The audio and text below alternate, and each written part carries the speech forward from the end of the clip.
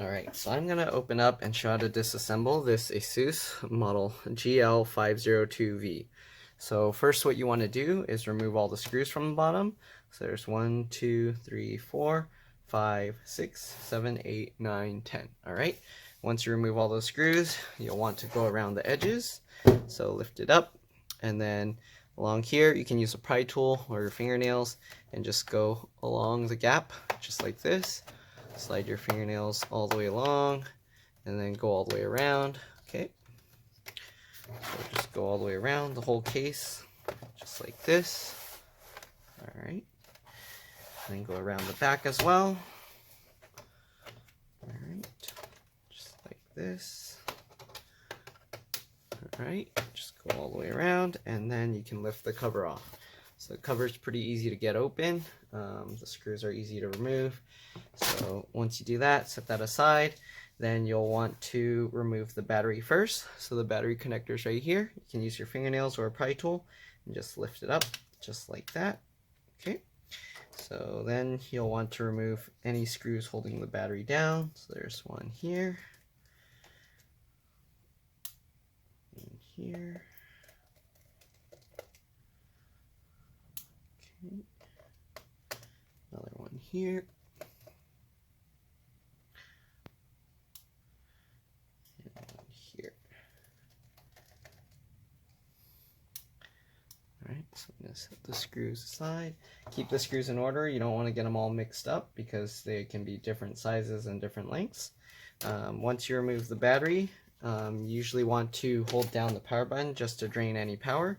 So to open it, just be careful since the cover's not on. The hinges won't be held down as securely. So usually what I do is I hold the hinges with my thumbs while I push the screen forward with my fingers. Okay, just like that. Then you can hold the power button, make sure to drain any power. On this model, the keyboard's actually dead, so holding the power button is not going to help in this case. So anyways, then you gotta remove the hard drive. So there's 4 screws here holding the hard drive in place. Okay, so just remove those 4.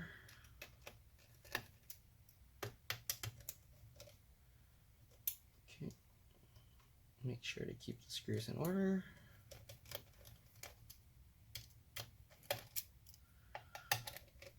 Alright.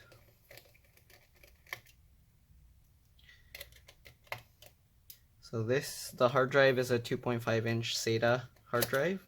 You can upgrade it with an SSD if you want. But yeah, once you remove the screws, you can grab the tab and you can just pull it straight back, and then you can set the hard drive aside just like that. Okay, once you get the hard drive out, you can see the speakers here. I'm not going to remove those because the replacement keyboard I got for this is actually came with the speakers. Okay, so I'm just going to disconnect it. Then you can see here there's this cable here for the LEDs, so you can flip that up, disconnect that. I will have to transfer this board over, so to peel this up, just be careful, grab as close as you can to where the adhesive is and kind of pull at an angle this way as well as up. Okay, you don't want to just pull it straight up because then it'll crease the cable and it can damage it. Okay, so just like that. Alright, remove the 2 screws down here holding this board in place. Alright, I'm going to transfer over this board first so I don't get it mixed up with anything. Okay, so disconnect this. Sorry, I'm going to be doing some stuff off view. I'm basically just transferring parts over from this laptop to another keyboard assembly. Okay, so on this model, I'll show you actually what the keyboard looks like. So on this model, the keyboard is actually melted in place with all these pieces. So it's best if you're going to replace the keyboard to replace the whole keyboard assembly. If you try and do it with just the keyboard itself, it's going to be very tough and you're going to have to secure the keyboard back in place with glue or melted plastic. If you have like a 3D printing pen or something, you can do that. But you have to hold it in place with stuff that pries up the keys from the other side. Otherwise, the keys won't be flush like this. So you basically have to stick stuff all underneath all the keys to hold it in place while you glue this in. It's a lot of work, and the price difference isn't enough to justify the cost, so best to replace the whole thing like this. Okay, so I gotta transfer over this cable now.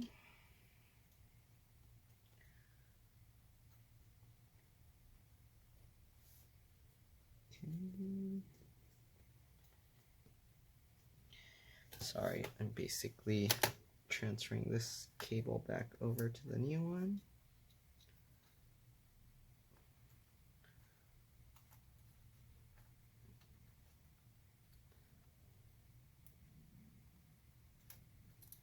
Alright, it's going to be a little tricky.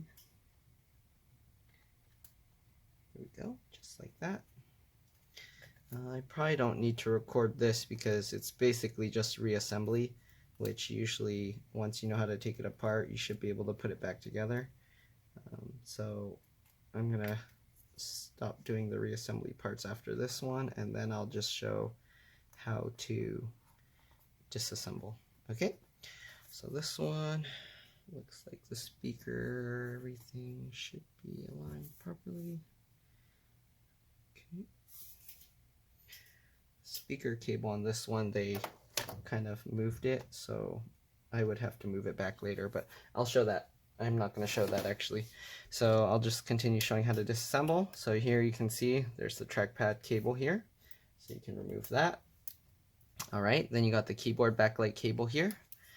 Alright, sorry for all the extra added nonsense, but here's the RAM. So as you can see, it's a 4 gig PC4 2400T.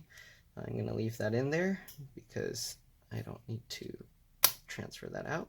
So here's the keyboard connector. Just flip that latch up and then you can pull this out. All right, then here you got the wireless card. To remove that, I'm probably not gonna have to remove the wireless card itself, but I'll remove the antennas. So the antennas just pull up on the tail just like this, as close as you can, and then it should just pop out. Okay, just like this. All right, go as close to the end of the tail as you can, and then just pop it up. All right, so I'll set that aside. All right, so it has this little plastic cover on top, so if you want, it'll be stuck on there. You can actually leave it on there. There's not really anything under it. There's no screws or anything actually. So yeah, I'm gonna leave that on there. All right, then you got the screws holding down the motherboard. So let's see what I should remove first. I'll do the fans first. So you can remove the fans. There's 3 screws holding each fan in place, looks like. So just undo the fans just like that.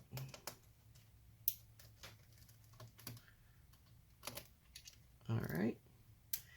Once you get the screws out, undo the connectors just like this. Grab both ends and then wiggle it and it'll come out just like that. Oh, it looks like the fans might actually be secured to this. So actually the fans, you can't just replace them like that. It looks like they actually secured it to the heatsink. So if that's the case, I'll leave the fans connected here. Okay, and then we'll go ahead and continue removing all the screws. Just like this. Right, so now we got all the fan screws out. Then you got another one of these adhesive things here. So you got the LCD cable underneath this one. So if you want, you can actually leave part of this adhesive connected. So it looks like this adhesive is stuck to the wire. So what you do is you just pull on this little tab, and while you're doing that, you can pry underneath with your fingernail and it'll come up just like that. Okay. Alright, so we'll set that aside. I'm going to peel this up just so the LCD cable is out of the way. Alright, and this cable goes underneath the fan here. It looks like this fan's not attached as strong. Maybe something they spilled on here is making it stuck. So let me try removing this fan. So remove this. Yeah, so it comes out, and there's actually quite a bit of dust inside, so you might want to open it just to clean up the dust. I'll clean off the excess later. So let's see if this fan will come out as well. Maybe they spilled something and it's just stuck. Yeah, okay, so it looks like they might have spilled something sticky on here that's holding it in place. So we'll see. If this doesn't come out, then I'm gonna have to pull out the whole board and then do it. But it looks like it's wiggling, so I'm not sure what exactly is holding this in place here. It's really strange. They might have put an adhesive on the other side, so when we take the whole board out, then we'll see. If that's the case, then you should be able to peel it up. Just be careful while you're doing it. Okay, so now we're going to remove the hinge screws. So for the hinges, what I like to do is open the laptop 90 degrees and then hang the screen off the edge of a table. Okay, that way when you open it, the hinges are already open and you can slide the whole screen up. So we'll take out these screws. I don't know if you can see, but each hinge has 3 screws in it, so we're going to remove all 3 screws, or all 6 screws. Alright, just like that. Move the cable aside. Alright, do the same thing on the other side. I don't know if you can actually see this, but you get the idea. Remove the 6 screws from the hinges.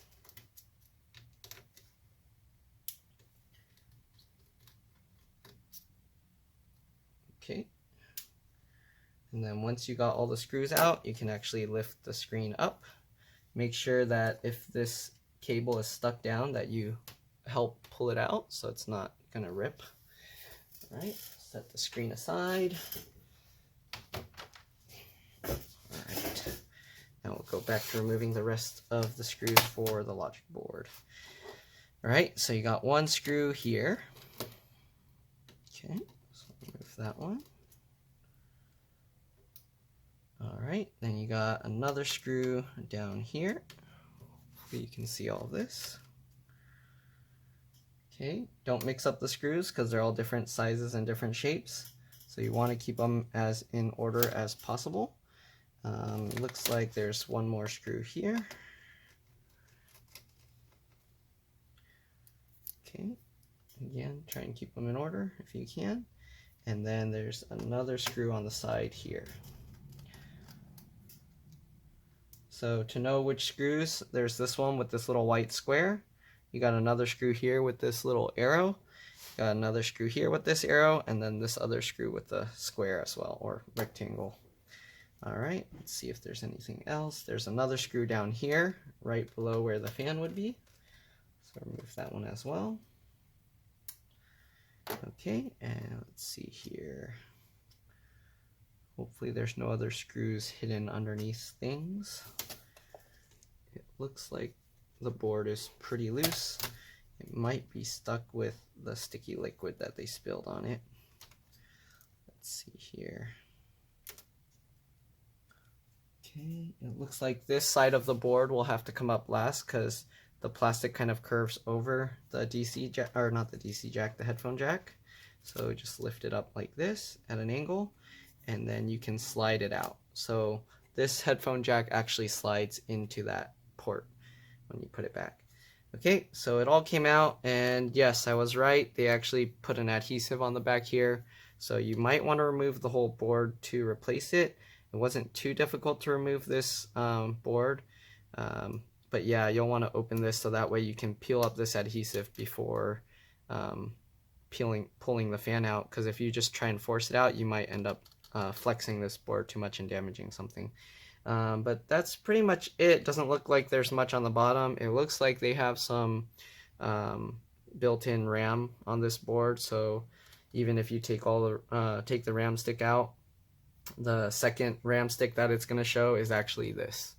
And then there's not much else.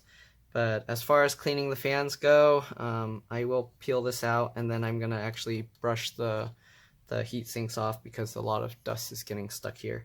But that's pretty much it. Hopefully this video helped. To put it back, you just do everything in reverse, put the motherboard in, again with the headphone jack first at an angle, and then put all the screws back in.